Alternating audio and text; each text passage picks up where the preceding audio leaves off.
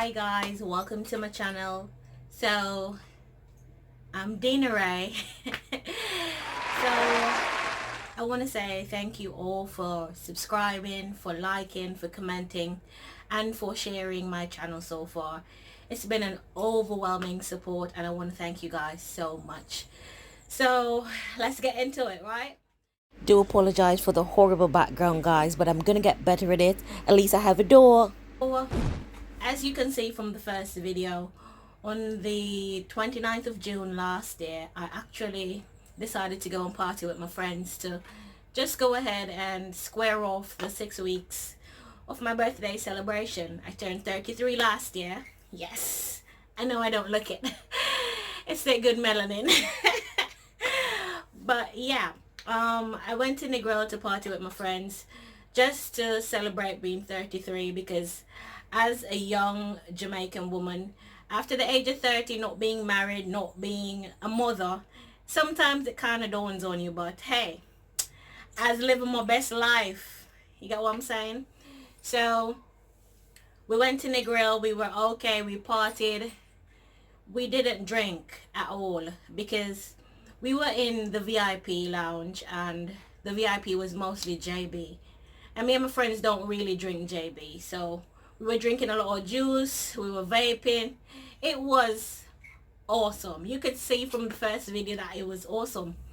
And then we finished partying. We went home. We drove up safely to Montego Bay and we were dropping a friend home. And a lot of you may know that I'm an experienced driver, so at the end of the day we didn't think much of it. So my friend Chris was actually dropping us home. Well, he was dropping my friend home in Greenwood in St. James, and I watched him drive up to about Flankers stoplight, and then I fell asleep because I was tired. And the next thing I knew, I literally woke up in Falmouth Hospital 2 days later on the 2nd of July. I literally woke up in Falmouth Hospital 2 days later on the 2nd of July. Now imagine partying. Oh my god, it's so hot in here. I'm sorry guys. But yeah, imagining partying, having the time of your life, not thinking about anything but getting home safely, which is actually what we were doing, going home. So I was in utter shock, utter surprise when I woke up at about 2 o'clock on July 2nd, 2019 in the hospital, unable to move. The only thing I heard the doctor said that I can remember was, Miss Clayton, don't be alarmed. Don't try to move because you're unable to walk. And he proceeded to actually tell me what was happening, what was wrong. But I can literally tell you, after he said, do not move, you're not able to walk, my whole mind went. I'm sorry guys, it's really hot, really hot. But my whole mind went, because then in my head I'm like, okay, so I'm 33 and I'm unable to walk. That means I'm going to be living at home forever. And who the hell wants to live at home forever? So I'm living at home forever. My mother's going to have to take care of me. How am I ever going to have a child? Who is going to want me when I'm handicapped? So all those things were floating in my mind at that point. And the doctor is there actually saying, Miss Clayton, what's happening to you? He was literally explaining. I can remember that from memory because I can see him even now when I'm talking to you guys. But I can't remember anything that he said. He said, do not move, you cannot walk. And that was just devastating to me, because at the end of the day, the last thing I could remember was being able to party, to walk. I was shaking my ass, you know. Yeah. So I was totally devastated and I didn't know what to think. And what made it a little bit easier when I woke up was the people that were around me. And shout out to everybody who came to see me in my unconscious state for those 2 days.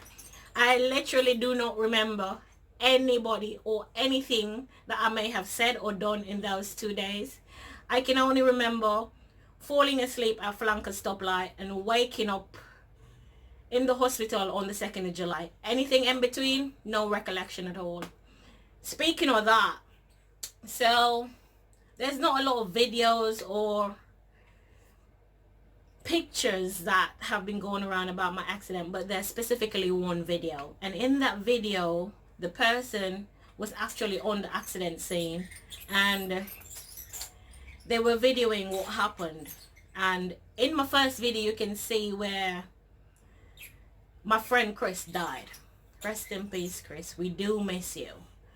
But in the back of the video, I know it's probably not so clear, but I was seated behind the driver. So what happened was that he died and I got most of the physical injuries. And my God, Jamaica is so hot. So yeah, where was I?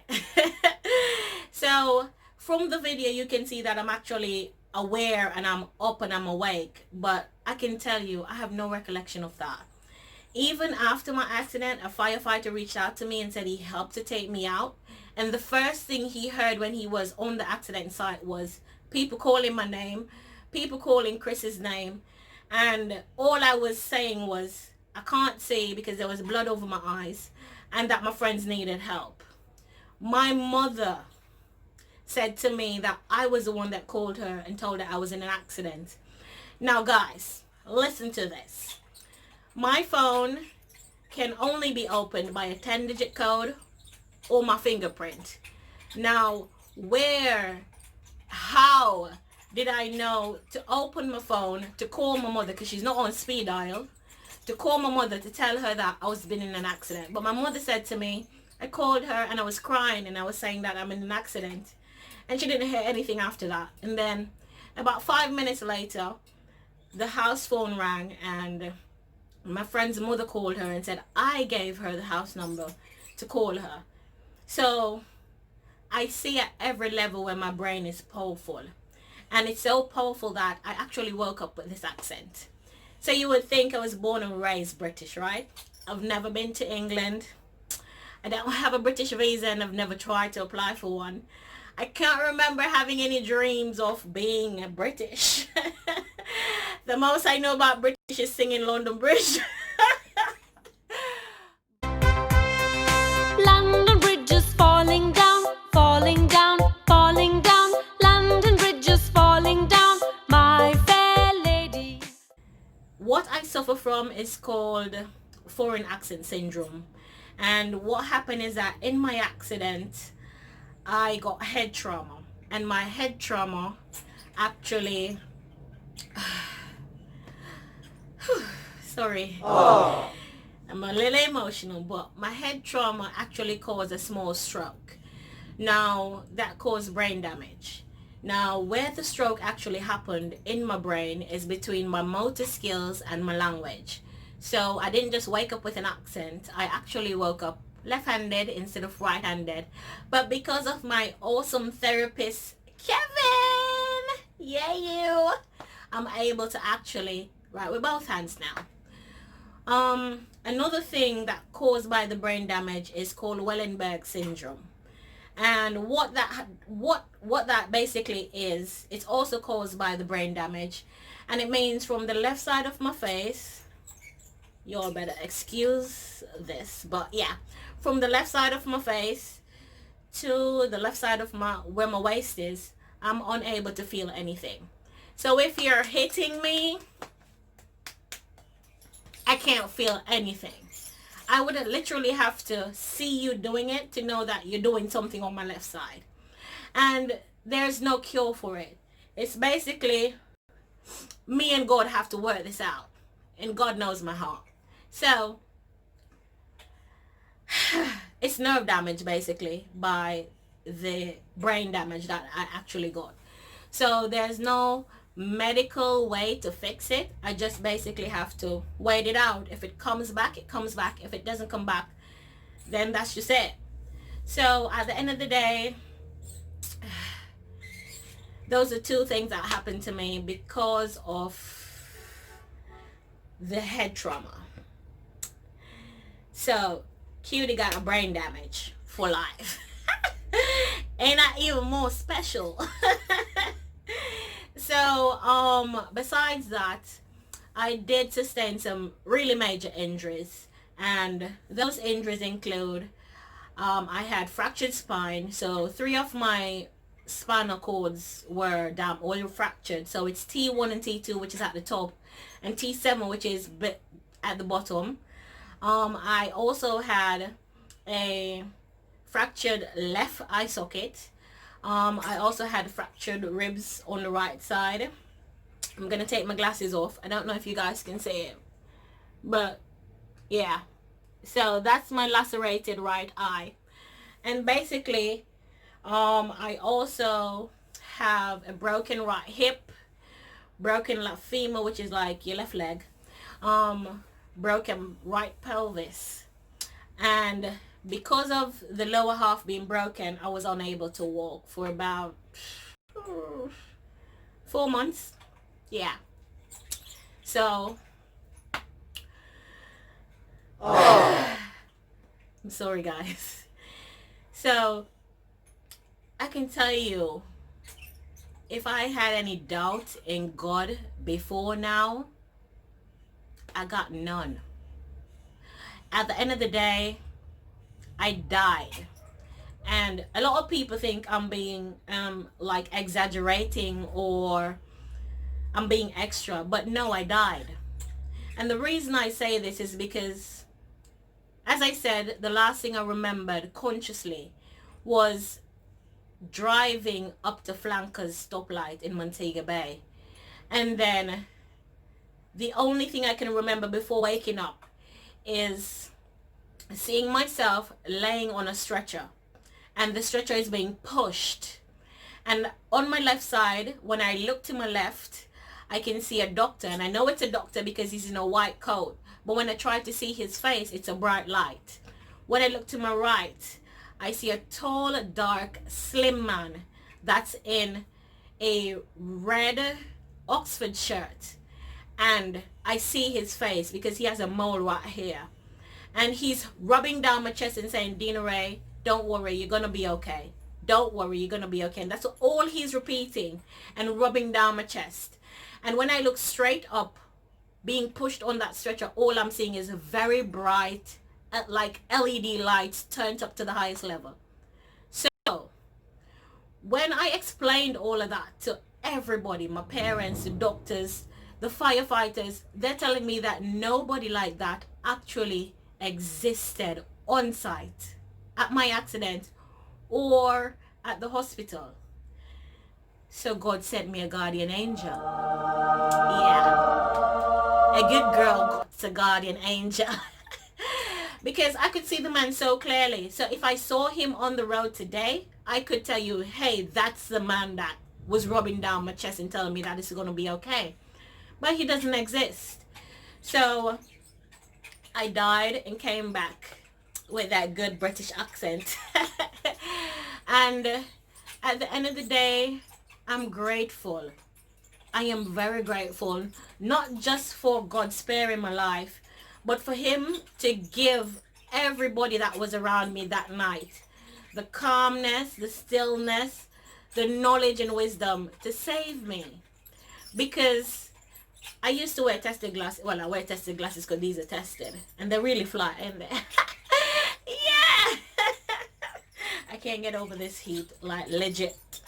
But anyways, so I had my tested glasses on in the accident. So at the end of the day, with the impact of the car, the tested glasses actually sliced off my eyelid. So between that and the impact, my eyeball was actually falling out. And therefore, when I went to the hospital, the doctor had to push the eyeball in and just stitch whatever skin was left down so he could save the eyeball. I mean, it's not really save, but it's still here. So at the end of the day, oh, let me turn this off. Yeah, so at the end of the day, it was an ordeal, guys. Like, if you had asked me 10 years ago, where would I see myself? I'd probably tell you walking. But at the end of the day, I didn't know this was going to happen. I had no clue. I'm somebody that looks into signs.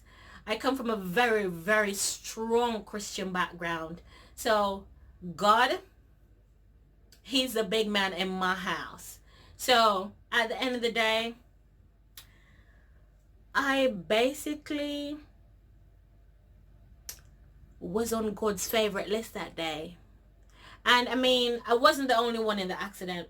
It was 4 of us, but only 3 made it. So it was just not our time, and it's very unfortunate that I lost a friend, because Chris was very young. Chris was vibrant. Chris was full of life. Chris was, you know, that person you have in your life where if you come around them, their aura is just so, I just gotta be happy. That was Chris. So bro, we miss you always. Sleep in peace. We know you're watching over us. We out here just the same. And it was a traumatic experience for me. And at the end of the day, I know people that have gone through my type of accident. I have very close friends that have gone through my type of accident. And even when they're talking to me, it's like I'm still the worst out of the lot. And I can tell you, the physical part of it, of not being able to walk, moving from complete independence to complete dependence, not just hurts you physically, but it hurts you mentally. And if it wasn't for my personality and I was not as strong as I am, I can tell you I would not have been here talking to you guys, because psychologically you would want to literally kill yourself. I kid you not. But I'm strong. And even in my weakest moments, I had to be strong. And I had so much love and support and kindness and appreciation for the fact that I was still there. I had a friend that had to be in China, and he heard about my accident, and he decided not to meet his flight and come to see me in the hospital. So the love and support, it's not something that I'm short of. But I can tell you, as you guys go ahead on this journey with me, you will see how my life has completely changed into a 360 degrees. I literally have a new normal, and it's not just the accent. But at the end of the day, I love that I'm still here. I love that I've been prepared for something like this, because I've been through so much trauma in my life. I've been through so much hurt, so much pain, and I've gone through those. So God knew what he was doing, because coming from a Christian background, I was baptized in April of 2005. And my gosh, this heat. So I was baptized in April 2005, and I went to Kingston for school, and I can tell you, my university life was turned up. Shout out to the University of Technology Jamaica for an awesome college experience. But I spent most of my days at University of West Indies, because they totally have the best parties. But anyways, going to Kingston to university, I changed into a different person, and I wasn't so God-fearing. And at the beginning of 2019, I said to myself, I have to find myself back in church, and I have to give up the things of the world. But I did everything else, and I didn't go to church at all. I didn't reach into church. So I think a part of this accident is God saying, hey, you, it's been 14 years since you've not been in my kingdom. It's time for you to come home. And that's exactly what I'm going to do. Because it must be a reason why he's given me a second chance. And I don't know what that reason is, but I pray a lot more. And I ask him for wisdom and understanding. And I ask him for comfort that I may need, if what he wants me to do, it doesn't happen overnight and I have to go through some trials or some tribulations. So at the end of the day, I personally believe that I have been saved to bring like-minded people like myself, or people within my age group, into the kingdom of God, and let them understand that it's great to be a Christian. You're not taking anything away from yourself or your personality or who you want to be or what you want to do in order to be a Christian. Because listen, a girl got a blog and my blog is hot.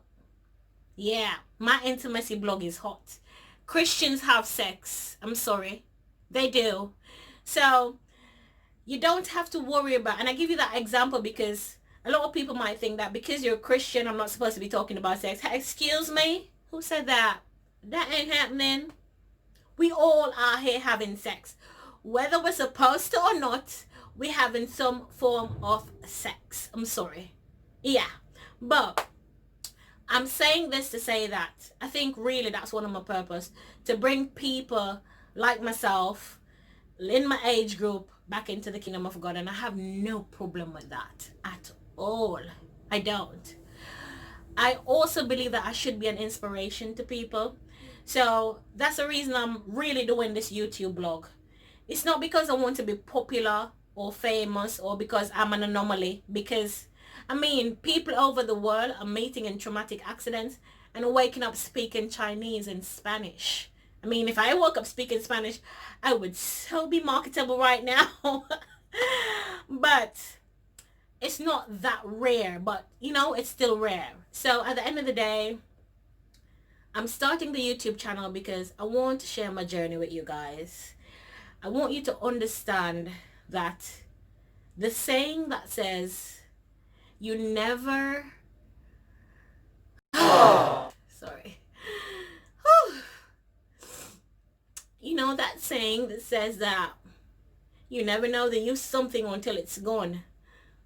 I literally lived it. I am living it. So I want you to understand that that doesn't just work for relationships only. It works for life in general.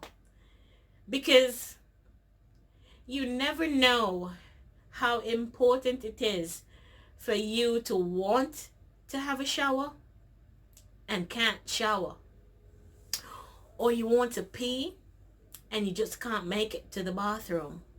It's those simple things. And I mean, along the journey, you guys will see a lot of insight into how my new normal is. And I hope at the end of the day, my video can inspire even one person. Because we're all going through our own battles, our own fights every day, all day. We see memes about it every day.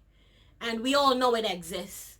And there is always somebody. Because even though I'm going through my traumatic experience, there is somebody going on with worse things than I could ever be imagined. There are people on dying beds. I'm not dying. I just can't walk. So at the end of the day, even though you're going through a rough time and a rough patch, give thanks, because at the end of the day, I am worse than you.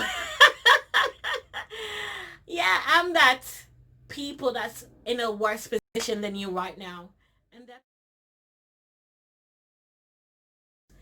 So guys, at the end of the day, this is my journey, right? And even in my first video where you have seen snippets of the accident, I do apologize. Truly, I do apologize to anybody that has taken offense to the accident pictures that I posted or the video. I'm not trying to disrespect the family of Chris or the friends of Chris. Me and Chris were friends just the same, but at the end of the day, everybody in that accident lost something that night. And even though I did not die, I have to live with that memory for the rest of my living days.